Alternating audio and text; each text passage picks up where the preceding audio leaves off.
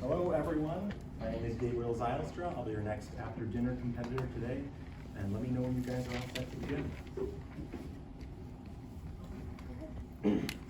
Alright, here's my timer as usual, starting with 0 minutes on the clock counting up. And is it okay if I set this down here? Alright, then we can begin.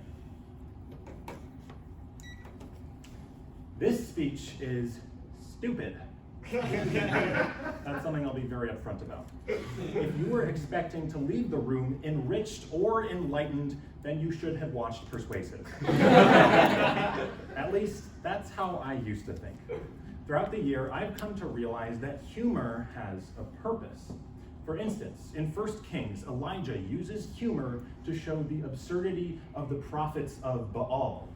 But in the modern day, artists, actors, and politicians can all serve as America's idols. And as Elijah shows us, the solution to undeserved reverence is, well, irreverence. Sometimes, though, it's simple humor itself that can have an impact. As Proverbs 17:22 remarks, quote, "A joyful heart is good medicine," end quote. In a world filled with evil, tragedy, and 14-hour-long speech and debate tournaments, sometimes you just need a good laugh. So join me as we watch some of the most powerful men on the planet confront the most mysterious creature in the world, the woman. Welcome everyone to the annual What's the Deal with Women Anyway? Today marks the 113th meeting of Maidenless Males Anonymous, where we discuss important issues for those who struggle to understand the female species. We discuss important issues relating to women, such as, what are women? What do women want? And do women actually exist? Who better to answer these questions and give dating advice to these young men than politicians? Everyone, please welcome our first speaker, Senator Bernie Sanders. There is something profoundly wrong when in America the top 1% of men get more attention from women than the bottom 99%.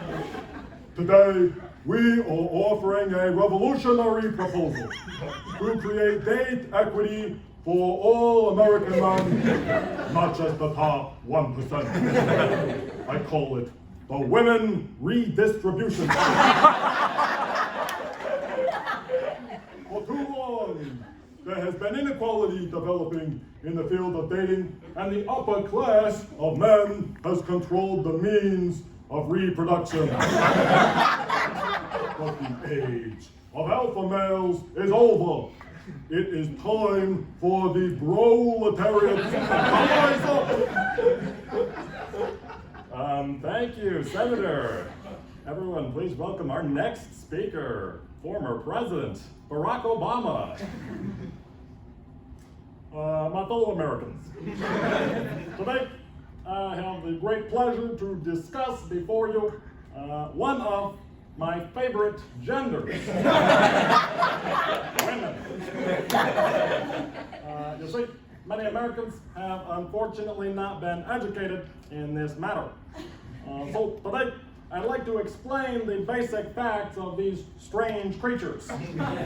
Firstly, women are extremely dangerous. Like many other creatures, they are carriers of disease. In particular, a pathogen known as cooties. Women are also cold-blooded creatures, which is why they constantly want to turn up the thermostat on fuzzy slippers. Women gather in herds at a huge nest, which is called a target. Now let's take a moment to look at some of the major anatomical differences between men and women. As you can see in this scientific diagram, men are straightforward enough.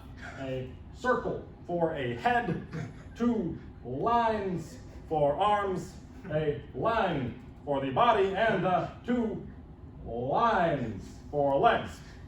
Women are a bit more complicated. You see, while they have the same head, arms, and torso, there is one major anatomical difference between men and women, just below the torso. Women have no legs. Instead, just a huge triangle. In the scientific community, this appendage is known as a skirt, which is Latin or something. Thank you, Mr. Obama. Oh, I'm just hearing word. We've confirmed another speaker. Oh, he's arriving right now. Everyone, please welcome. What? Please welcome Alex Jones.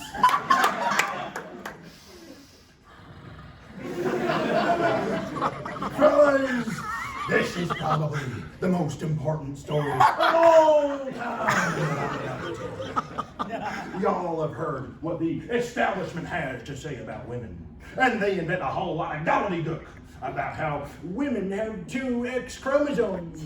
But the more you look into it, the more you realize women aren't real. I was wondering why women spend so much time in the bathroom. And if you ask the mainstream media, they'll tell you, oh, they're just putting on makeup. Oh, yeah? Then why do they look exactly the same when they come out? What the deep state doesn't want you to know is that what they're really doing is communicating with their alien overlords. These so-called women are really high-tech space alien robot automatons. As soon as I realized this, I noticed women were avoiding me. Clearly because they know that I know the truth. The truth that they're plotting to take over the planet and slave everyone and turn it into a massive shoe factory.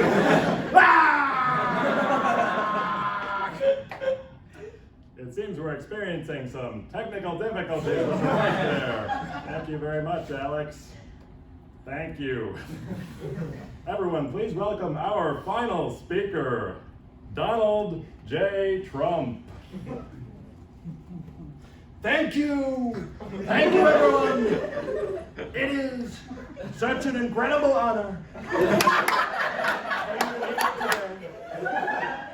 As many of you know, I have tremendous respect for women. Nobody respects women more than I do.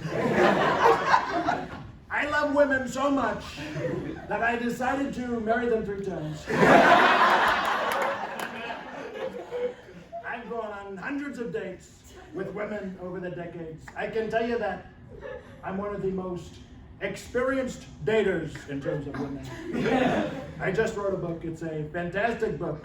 It's called Trump, Art of the Date.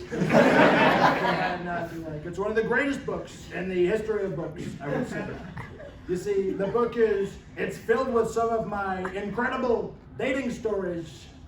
One time, I was going on this date with this Asian woman, very nice girl, very Asian.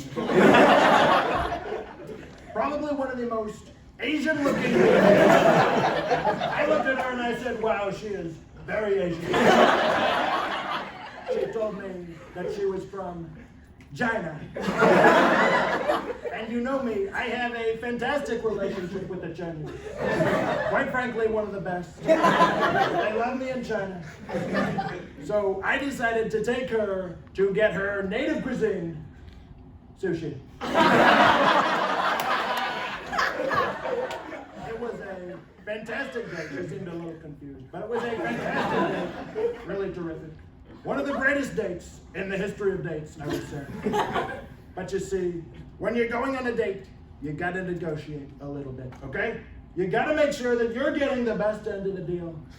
So what we're gonna do is we're going to order a great, big, beautiful meal, and then we're gonna make her pay for it, baby. We're gonna make her pay for it. Thank you. Psalm 2 says that God laughs at the rulers of earth. So why can't we also do the same? unlike Elijah, I'm not asking you to stone the subjects of the speech, but I do hope that you'll remember, don't take them too seriously. Thank you.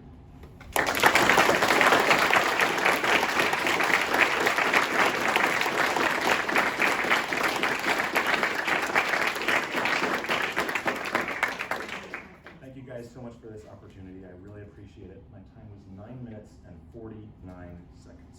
9:49. And thank you so much. Have a fantastic rest of your day.